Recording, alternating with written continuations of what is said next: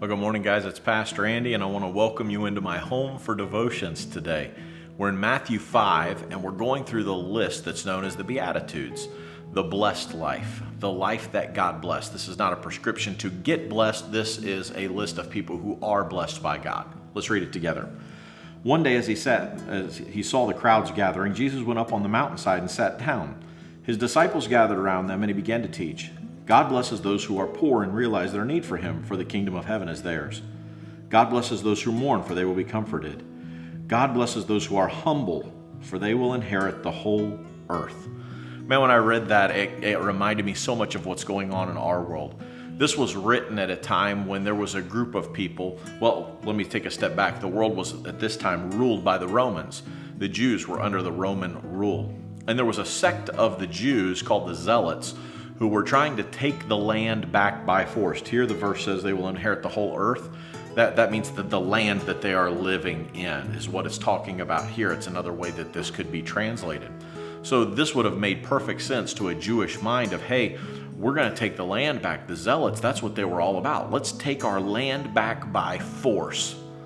What does that sound like to you? Can I tell you what it sounds like to me? It sounds like a political ad. We're right now in the middle of an election cycle, and let's make the country great again, let's get back to this, let's do that again. And there's so much focus, even by Christians, on voting and politics and all of these things. Now, I'm not saying we shouldn't vote. We should vote.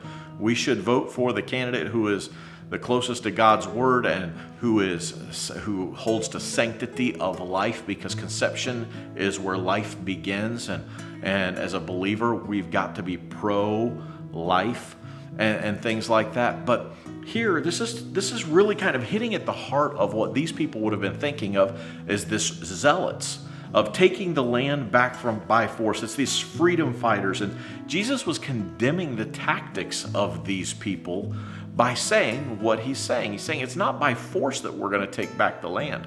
It's not people who are going to inherit this earth, this land, by force, who are blessed by God. It's nothing like that. It's by trusting the Lord. It's through meekness. That's what he says here. Blessed are those who are humble. That word is also translated in some of the other translations as the word meek, which is not weakness. It's power under control is what that word literally means. So, yes, we may have power to take back our land by force, but does that mean we should? No. A person who is meek, who has that power under their control, it's not ruled by their emotions, that's a person who is blessed by God. We need to learn the meekness of God's ways, and it's not through the sort of politics that our land is won. Because can I tell you, things may not go the way you want them to go in November.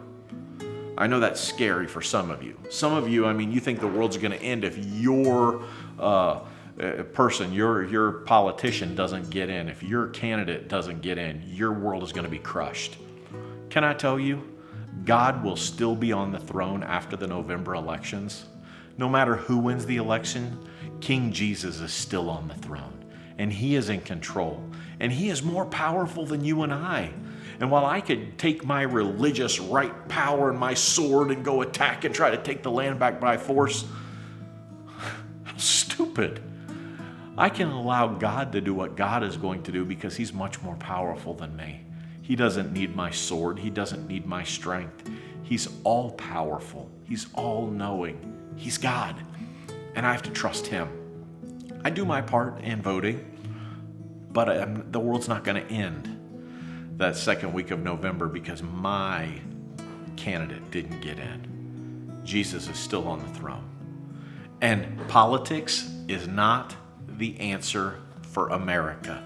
Whoever gets in the White House, it's not what's going to help me. I've got to trust God more and trust politics less. And that's a great lesson for us today. I hope you'll get into God's word. Put your trust in him. And until tomorrow, God bless you and have a great day.